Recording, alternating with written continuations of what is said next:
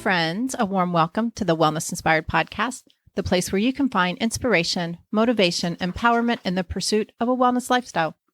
I'm your host, Sherry Davidson, and I am here with my Terrier Mixed Rescue dog and co-host, Finn. He is also my coworker, trail runner, and forever loyal sidekick. And to start this episode, I want to share a quote with you. Me. What can possibly go wrong? Anxiety. Well, I'm glad you asked. Or maybe a more up-to-date response from anxiety would be, hold my beer. Anxiety is often hidden and silently dealt with, and it will stay hidden and untreated if we don't bring awareness to this pervasive mental condition. Your life can be so much better and so much more enjoyable without it. I know. Have you ever experienced anxiety? I have, in all shades, from generalized anxiety to a full-on panic attack. And I can tell you, it's not fun. It's horrible. It's a horrible experience. And I know I'm not alone. It is one of the most common conditions I see in my clinic. Even if someone doesn't specifically come in for treatment of anxiety, they usually check it off on the paperwork. And when I ask about it, they say, I've been living with it for most of my life. I just deal with it. According to the Anxiety Depression Association of America, the ADAA, anxiety is the most common mental disorder in the United States, affecting 40 million adults.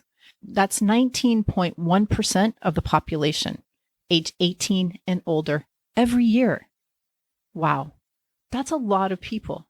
Some anxiety is normal and part of life. People worry about all kinds of things all the time: money, health, relationships, politics.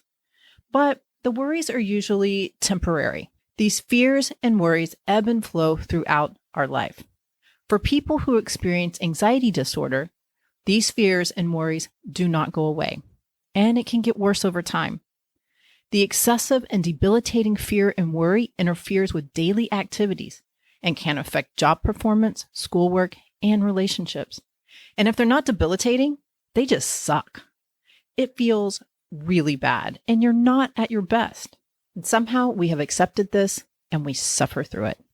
Now, there are several different types of anxiety disorder, including generalized anxiety, panic disorder, social anxiety, and many phobias. According to the ADAA, generalized anxiety is the most common. It affects 6.8 million adults in the United States, and women are twice as likely to be affected than men. And unfortunately, only 43.2% of those 6.8 million receive treatment. So why do so many people experience anxiety in the United States? And why do only half seek treatment? Well, I assume it is a complex and multifaceted problem. Environment, social media, parenting, genetics, diet, trauma, the list goes on. And I don't want to dive into the past to heal anxiety here. Although it is good to identify your triggers, so you might need to go to the past for that. But that's not my scope here. I want to start where we are and learn how to move forward in life with less anxiety. That's what I want for you. A life with less anxiety. How does that sound? You know, this topic is really close to my heart because I have had my own experiences with anxiety throughout my life. So this will be an ongoing topic on the podcast because I think it's important to recognize and talk about it so you can live a wellness lifestyle. There's a lot to explore here. So in this episode, I want to point out the elephant in the room. Anxiety is real.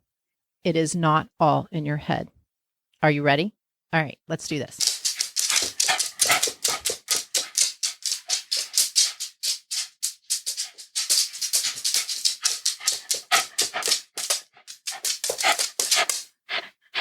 Anxiety is a real problem, and you don't have to live with it.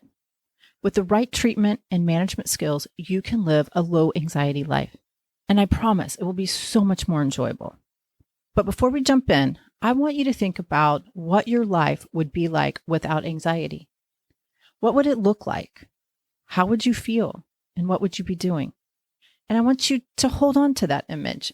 Okay, let's debunk this myth about anxiety. We often hear people say, anxiety is all in your head. While the statement may be true to some extent, it doesn't necessarily mean that anxiety is not real.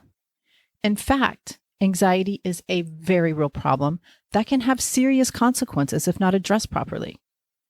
So let's take a look at why anxiety isn't just in your head and how it can affect you physically as well as mentally. So let's start with the physical effects.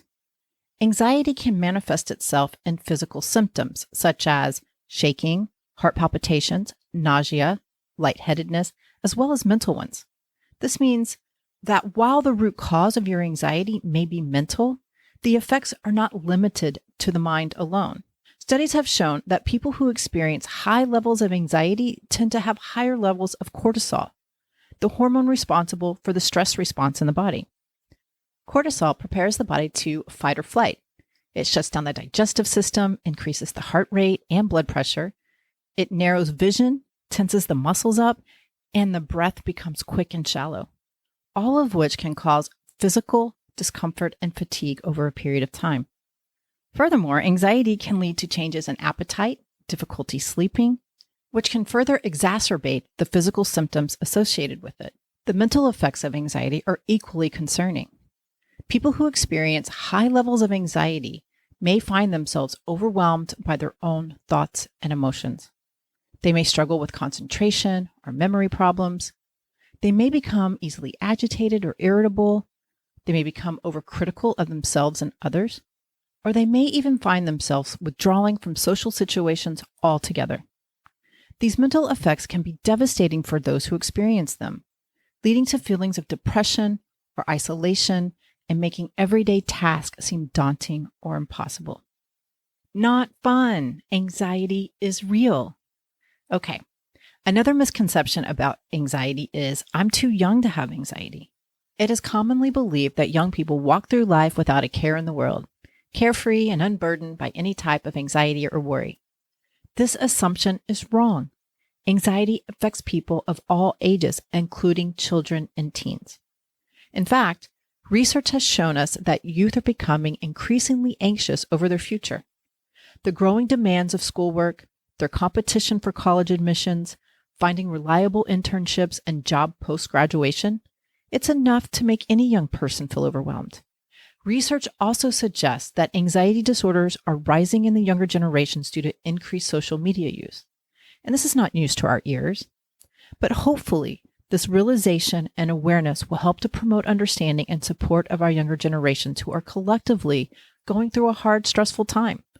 And in that understanding and support, I think it is imperative to teach coping skills and to also use the difficult times to build resilience. We have to go through hard times to build resilience.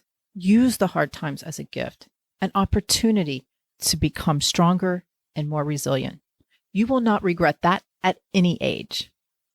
Okay, on to another misconception about anxiety. It is wrong, weak, stupid to seek help for my anxiety issues. On the contrary, suffering from anxiety can be incredibly draining and isolating. People in their moments of distress often describe the feeling like being stuck in the bottom of a deep well, which is why you should never feel ashamed asking for help. We are in this together. We need each other. Seeking help for your mental health takes strength and courage, not weakness or stupidity. It's being brave. It's recognizing that trying to overcome difficult feelings alone can be overwhelming, and seeking help is important for maintaining mental health. So if you're feeling anxious, don't hesitate to find someone who can give you support. It's strength and action when you take control of your own health in order to make positive change, because taking care of yourself should always come first. Okay, how are you guys doing here? I want to talk about 2 more misconceptions about anxiety, and then we'll move on. But another misconception around anxiety is my anxiety will never completely disappear, so why should I do anything about it? If you have chronic anxiety, you might be susceptible to it for the rest of your life. But with proper treatment and management skills, anxiety symptoms can significantly improve over time. And this will allow you to live a more enjoyable life with less fear and anxiety. Who doesn't want that? It's totally worth it. Okay, the last misconception I want to talk about is there is nothing I can do to improve my anxiety. Fortunately, this isn't true either. As complex as anxiety can be, it can be treated and managed. And I know I keep repeating myself, but it's true. And there are so many options available to you. But first, it's important to recognize that anxiety is not just all in your head, but rather a condition that affects both the mind and body. The key to managing this condition is finding treatment and strategies that work for you. I like to suggest a toolbox approach. And your toolbox can be a combination of deep breathing exercises, mindfulness practices, talking with a trained therapist, acupuncture, herbal medicine, Western medicine. You can learn coping skills. You can learn to shift your perspective and practice building resilience. All of these modalities can help reduce the symptoms and cope with anxieties more effectively on an ongoing basis. And of course, there are plenty of other remedies for anxiety that are tailored for different personalities and situations. The key is to find what works best for you and your situation, your toolbox.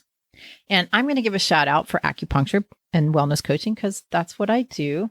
And acupuncture has been shown to reduce the symptoms of anxiety in numerous clinical trials worldwide. So if you're looking for a natural solution to your anxiety, TCM may be a good option for you. Additionally, I like to do wellness coaching for lifestyle changes, such as getting adequate sleep, eating healthy foods, exercising regularly, and practicing mindfulness techniques, all of which have been proven effective in treating anxiety disorders.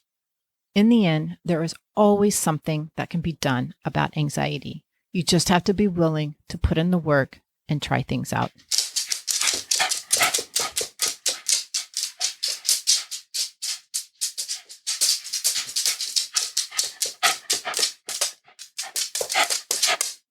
All right. What did you all think? It's time to wrap it up here. So I just want to do a quick recap. While it's true that most cases of anxiety originate in the mind, its effects are far-reaching and often extend beyond just mental health issues. They impact physical health too. It is essential to recognize this connection between mind-body when working through anxious thoughts or difficult emotions so you can seek effective treatment and develop healthy coping strategies for dealing with anxiety in an effective manner over time. By understanding what triggers your anxieties and implementing proper management techniques into your daily life, you will be able to reduce their negative impact on your overall well-being significantly. If you like what you hear, please subscribe to the podcast and share with your family and friends. You can also give me a rating and review wherever you listen to your podcast. It helps others find me as well. To get updates on new episodes and wellness inspiration in your inbox, please join the Wellness Inspired community. Go to thewellnessinspiredpodcast.com to sign up. I'll put a link in the show notes so you can click and join. Also, there is a Facebook community at The Wellness Inspired, and follow me on Instagram at wellness_inspired. If you are in the Houston area or just visiting and interested in our services, acupuncture, herbal medicine, cupping, Zen Shiatsu, or dry needling therapy, contact us. You can find out more on our website at element5om.com. That's element, the number 5om.com. I'll put the link in the show notes as well. If you're interested in health and wellness coaching, we can connect in the clinic or on Zoom. Reach out and we'll get you on the schedule. As always, I would love to hear your feedback. I am dedicated to bringing you great content to inspire, motivate, and empower you in the pursuit of a wellness lifestyle. Thank you so much for listening. We'll meet here again next time. And never stop exploring, learning, loving, and being you. Bye.